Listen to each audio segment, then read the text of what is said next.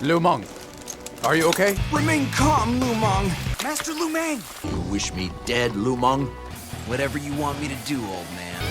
You have my thanks, Lu Meng. I want to be an example as well, that other young ones can follow.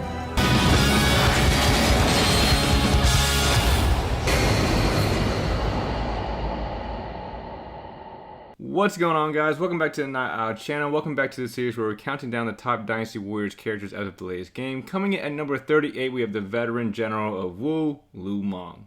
Lu Meng is a general who first served Sun Ce as a warrior subjugating bandits and soldiers. After Sun Ce passed away, he served Sun Quan, who noticed that he was uneducated and advised him to study. After 3 days of vigorous studying, he was renowned to be a prudent and wise individual who made peace between Gan Ning and Ling Tong.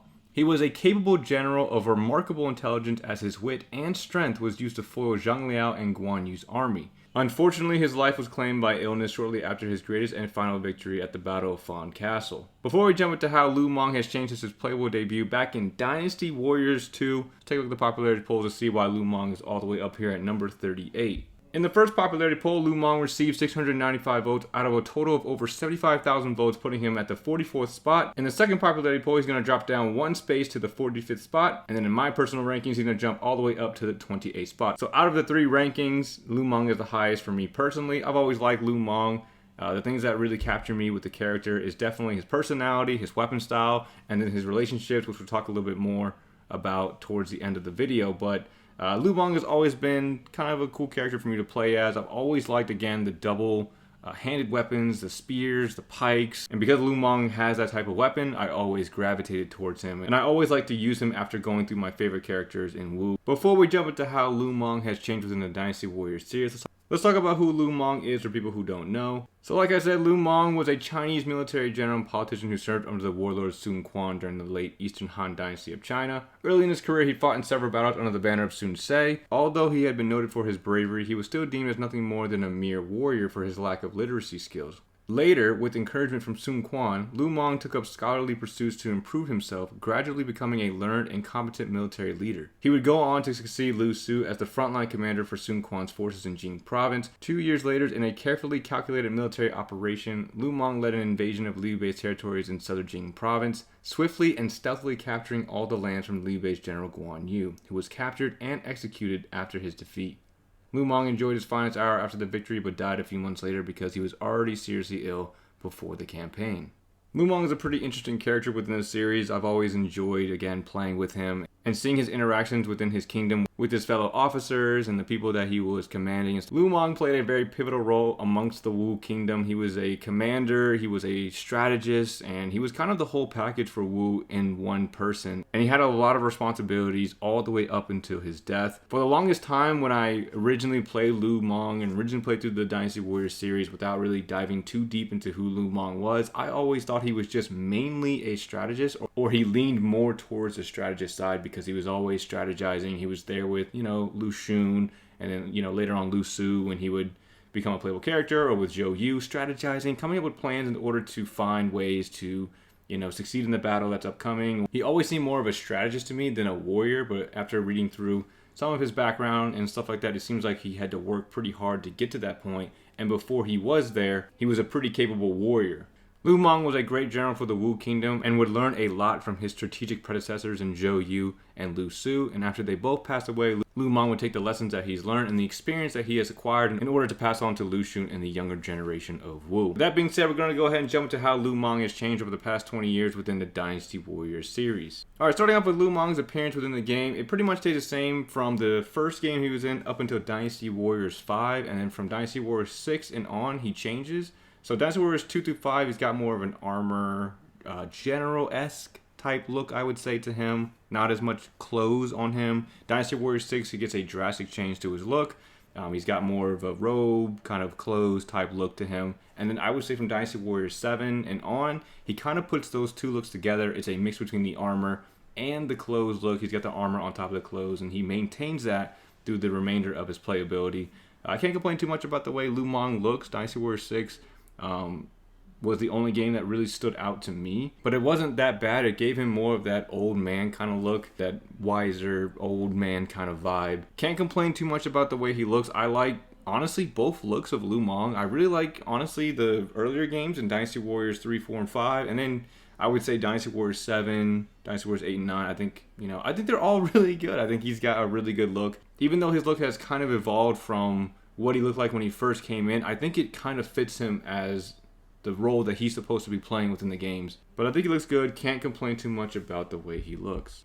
Now, moving on to his weapon style. I think he is the first character, maybe we've covered it before, but he's one of the only characters that has the exact same weapon from the first game he's in all the way up into the newest one now. So he uses a G, which is basically a pike, and he's been using that ever since the very first game he's in. He hasn't had a change in his weapon style, and he's maintained that throughout his entire playability within the Dynasty Warriors series. Of course, his moveset is going to change along with his Musou attacks and everything that comes along with that, but it relatively remains the same, and I can't complain too much about it. I've always been a fan of those types of weapons, and that's why he's been a maintained staple of mine within the Wu Kingdom. I don't think he's a top 5 Wu Kingdom character for me, but he's still a character I would get around to play just for his weapon style alone, because I've always liked the two-handed weapons, the big swings, big AoE attacks, very easy to clear out enemies, very fun to use. I've always enjoyed the combos that come with those types of weapons. Have always been pretty cool to me, and I've always enjoyed playing with that weapon style. In the earlier games, his Musou attacks were more intimidating, or I guess better, I would say. It was a little bit more significant in the earlier games versus the ones now. The newer ones, they're explosive, you got the damage, big AoE, explosive damage, great, but I think it's like a basic, AoE explosive attack. It's nothing too crazy to where it would stand out or make me want to oh, that Musou attack was cool, I would want to use that weapon for my created character in an Empires game or something. Nothing like that, but it was definitely a cool weapon, and I definitely enjoy playing with that style. Now, moving on to his voice acting. His voice acting is pretty interesting. He's gone through quite a bit of changes with his voice acting. The first few games he's had, I think, pretty much the same one. It was fine. We must capture Hefei and stop Wei's march south. Dynasty Warriors 6, I think, was one of the best ones for him. We are waiting for you to tell us what to do now that your brother is gone. Dynasty Warriors 7 was also really good. I believe Dynasty Warriors 7 and 8 were the same guy. Those two were really good, but You're right. I am suffering from an illness. Dynasty Warriors 9 is very, it's good-ish. It fits him. He's that gruffy commander, he's got that rough edge about him. Our strategy is just like we discussed. We will join Master Zhou Yu in his attack on Nanjun. Because Lu Meng is a warrior before scholar, which I didn't know, but that's probably what threw me off hearing the voice acting, is because my perception of Lu Meng before doing research into him, he was mainly a strategist. He was always around the strategist, and he was always strategizing what to do next. Telling Lu Xun, hey, what do you think about this? Conversing with Lu Su, conversing with Zhou Yu, trying to figure out the best way possible to move forward with the Wu Kingdom, with their battle, whatever it is they're trying to accomplish within that moment. But his voice acting, I don't particularly like it in Dynasty Warriors 9. It's not my favorite. I definitely liked it more in Dynasty Warriors 6 and 7 and 8. It has more of that commander-esque type voice, and when he's giving advice to Gan Ning or Lu Xun, and he's kind of talking with that experience and wisdom, he's trying to help them out, or whatever it is he's trying to explain, it comes across better, if that makes sense. But Dynasty Warriors 9 is okay. Because of my perception of him before doing the research, it wasn't as good personally for me. But I can't complain too much about his voice acting. I just didn't really like Dynasty Warriors 9 too much. 6, 7, and 8 were my favorite ones. Now, moving on to his relationships, his significant battles, and his deaths. We're going to start off with his relationships. Lu Meng has a lot of relationships within the Wu Kingdom, and outside the Wu Kingdom as well, I guess. He has a relationship with Guan Yu. He has a similar rivalry to that of Xiahou Dun and Guan Yu, which we'll talk about when we visit those characters. But I would say that he had a relationship with Guan Yu. It was a rivalry. He wanted to get him out the way. He needed to get rid of him, so that way Wu could be on their way to unifying the land under Wu. Now, moving into the Wu Kingdom itself, I think the closest relationships he's going to have is with Ling Tong, Gan Ning, Lu Xun, Lu Su, and then a little less minor but still important is Zhou Yu and Sun Quan. He also has minor relationships with other people that he's commanding, like Zhu Sheng and Zhou Tai, Ding Feng, all those other people as well, but they weren't as close as the main people I talked about, especially Ling Tong, Gan Ning, and Lu Xun. Those three are his main relationships within the games, and the relationship he has with Ling Tong and Gan Ning is what made me like him more as a character. I really enjoyed the relationship he has with those two, because it's almost like a big brother or father type role to like two younger kids or two younger brothers, and it's just really cool to see that relationship grow, not just within each individual game, but just the series itself. You see them build upon that relationship. From the first game, all three characters were playable, all the way up until Dynasty Warriors 9. Building that relationship, even though there is some tension, there's some history between Gan Ning and Ling Tong. Lu Meng brings them together, they become a unit, they become a staple within the Wu Kingdom, and that relationship for me has always drawn me to Lu Meng. It's really cool to see him take time to invest into those two as like almost personally, like it's like a personal relationship. It's like, again, like a father-son or like a younger brother, older brother relationship, and they're like almost like a family. That's kind of how I look at those three. I think it's really cool. Gan Ning, who's the fun, reckless, let's just get in there and do our thing, versus Ling Tong, who doesn't like Gan Ning because of what he's done, and he's reckless and da-da-da. He's like the opposite of Gan Ning. And then we have Lu Meng, who's, again, from my perspective, a strategist. He's trying to, keep them cool-headed, like think things through. I'm here to help you guys. We can do this. We got to work together. That type of relationship, that type of dynamic is always interesting to see. It's always fun, and I really enjoyed that relationship. The relationship with him and Lu Xun, I say, is more of a student and teacher kind of relationship. Lu Meng is, of course, the mentor to Lu Xun. Lu Xun's learning as much as he can because he's his strategist predecessor among the Wu Kingdom, and when he passes away, he's going to basically give his role, his position, to Lu Xun. He takes command over what Lu Meng was originally doing.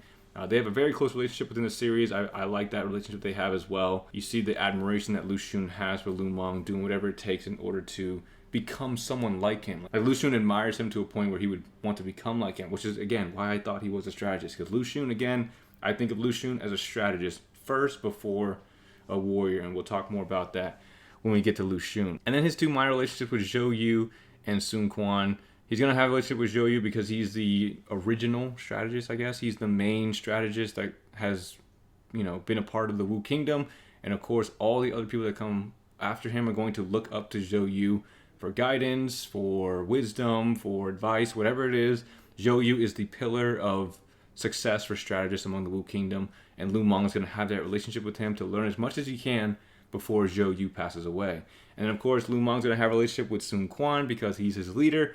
Eventually that torch is going to be passed to Lu Meng. Lu Meng's going to be doing everything he can in order to help Sun Quan push him in the right direction, guide him in the right direction to put Wu in the best position possible to achieve their dream. Now let's talk about his significant battles and his death. We kind of already talked about it. His significant battles in the series, I would say, is at Hefei, Rushiku, and Jing Province. Those are probably the three most important ones. He also takes part in a bunch of other battles, Chibi, Nanjun. He does a bunch of other stuff, but those three are probably the main ones. Out of those three, it's probably going to be Hefei and Fan Castle. Those are really big battles and very, very important for Lu Meng. Rushiku is kind of the same as Hefei because it's like the same area.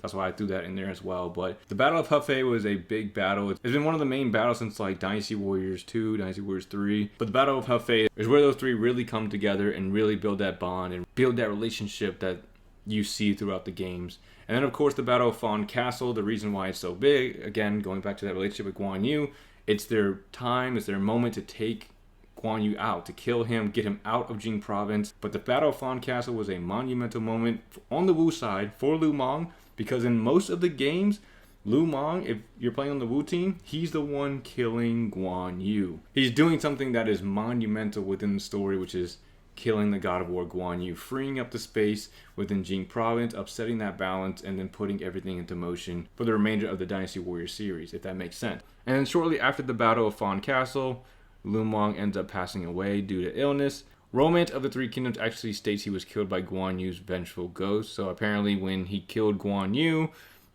Yu's spirit ends up haunting Lu Meng, and that's what ends up killing him. Either way, Lu Meng ends up passing away after the Battle of Fan Castle. It was his last monumental battle before he passed away, and it was one of the biggest ones that was part of the series, and him killing Guan Yu is a big deal, and it's usually shown in the later games, I believe Dynasty Warriors 7 and up. But that's pretty much all I have for Lu Meng here.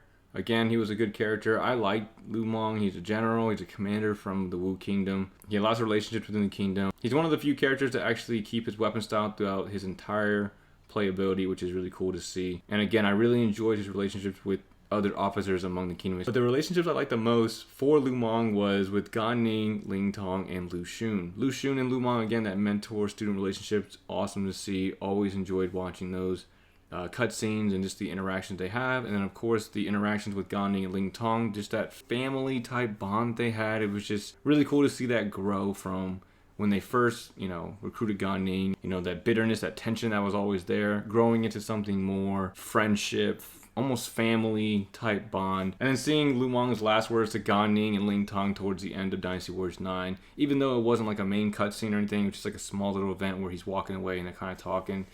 I thought that was really cool. I actually liked Lu Meng's story in Dynasty Warriors 9. It was actually pretty cool. I liked his interactions with all the generals and his moments where he had to talk to them and stuff. I thought that was really cool. But that's all I have for Lu Meng here. Can't complain too much about the character. I've always enjoyed him. He's not one of my top favorites on the Wu Kingdom, but he's a character I definitely get around to playing. But let me know what you guys think about Lu Meng down in the comment section. Do you guys use him? Did I miss anything about the character? Let me know down below. But I hope you guys enjoyed the video. If you did, definitely appreciate a like, comment, subscribe. Number 37 is going to be out here real soon. And we're getting closer and closer to the more popular characters. Hope you guys are enjoying the series so far.